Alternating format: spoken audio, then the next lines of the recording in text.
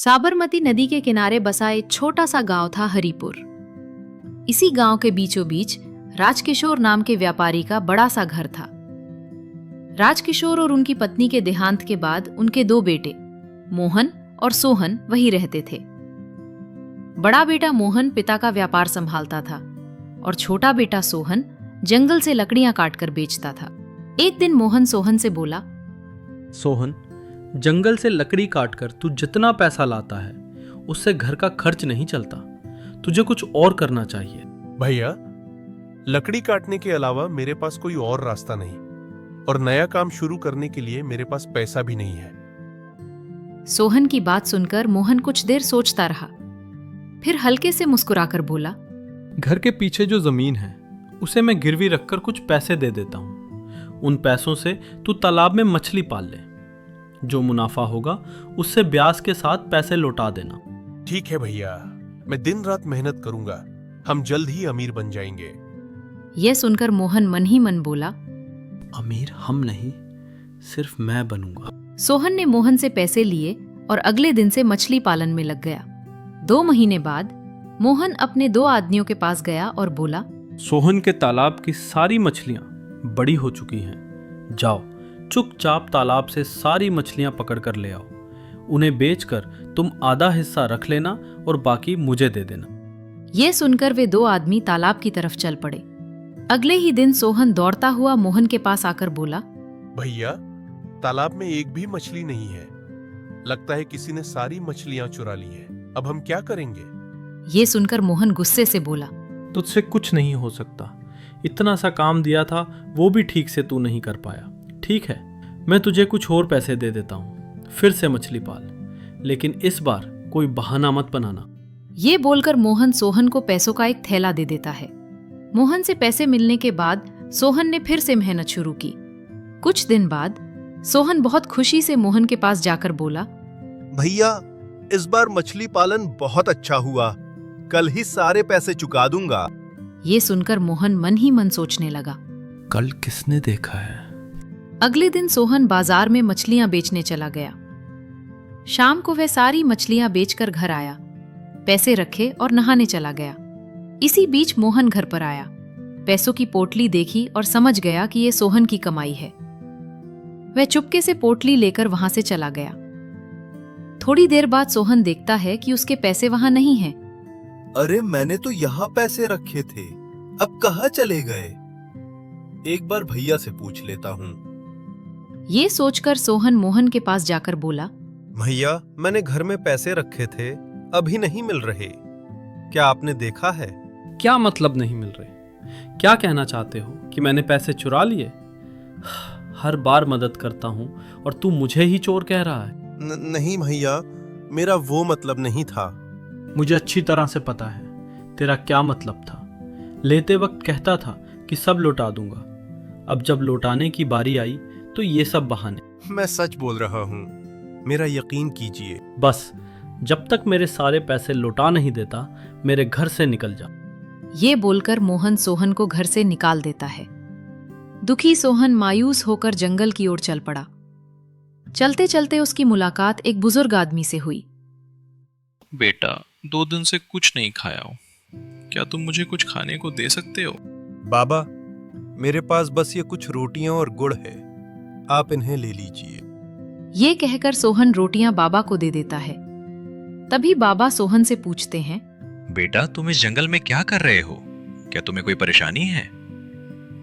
तुम मुझे बता सकते हो, शायद मैं तुम्हारी कुछ मदद कर सकूं। मेरी तो किस्मत ही खराब है। जब भी मैं कुछ अच्छा करने जाता हूँ मेरे साथ बुरा ही होता है।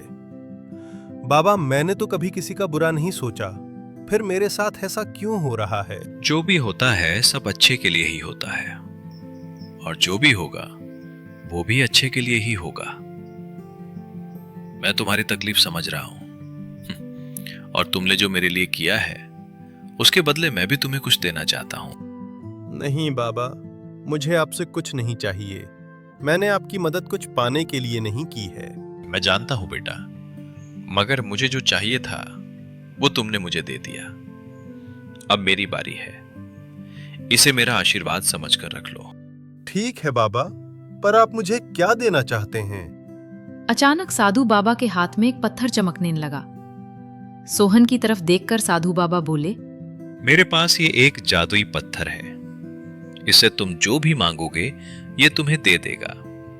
लेकिन याद रखना, इसका उपयोग किसी का बुरा करने में मत करना, वरना बुरा तुम्हारे ही साथ होगा।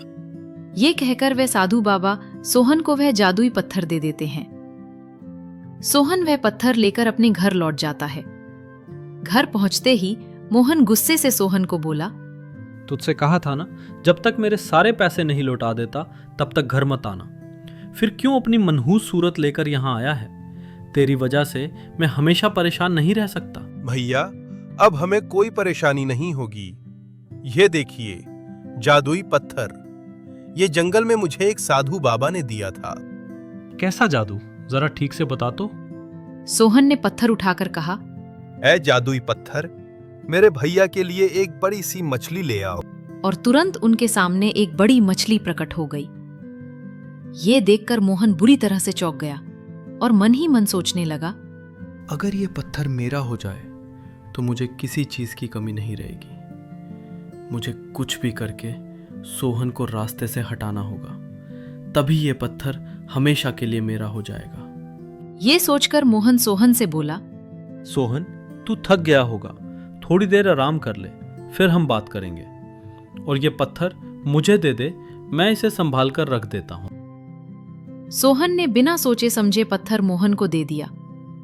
मोहन अपने कमरे में जाकर पत्थर को पकड़कर बोला, ऐ जादुई पत्थर, सोहन को इतना बीमार कर दे कि वो हमेशा के लिए लाचार हो जाए।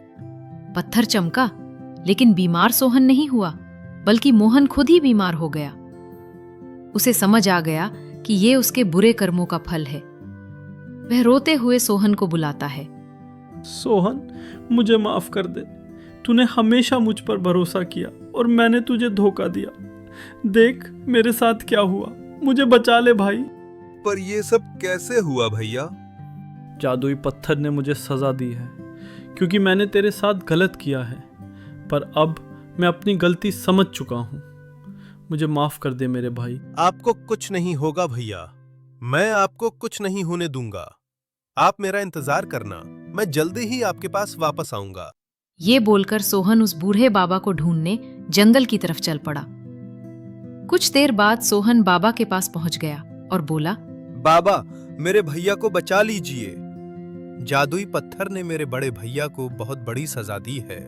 उनका ये हाल मैं नहीं देख सकता। बेटा, ये कर्मों का फल है। जो बोया जाता है वही उगता है। तुम्हारे भाई को उसके कर्मों का फल भोगना ही होगा। बाबा, मेरे भैया के अलावा मेरा कोई नहीं है। कृपया कोई रास्ता बताइए, मैं कुछ भी करने के लिए तैयार हूं।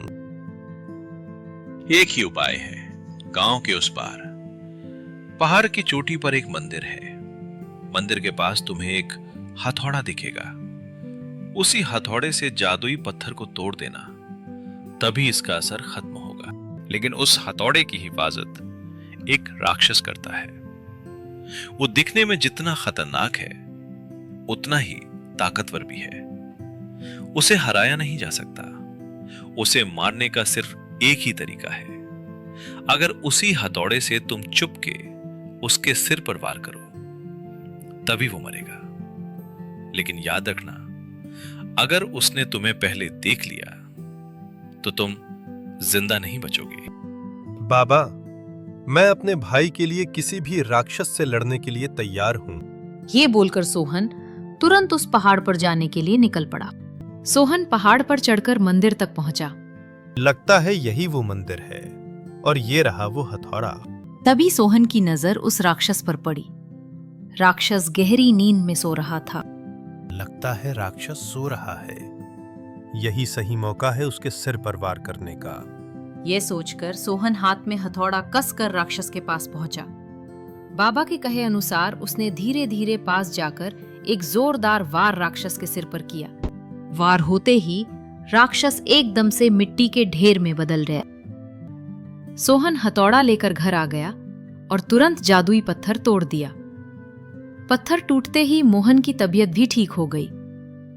मोहन पछताते हुए सोहन से बोला, आज समझ गया हूं, जो दूसरों का भला करता है भगवान उसका भला करता है। और इस तरह दोनों भाई एक दूसरे को गले लगाकर फिर से प्यार और शांति से रहने लगे।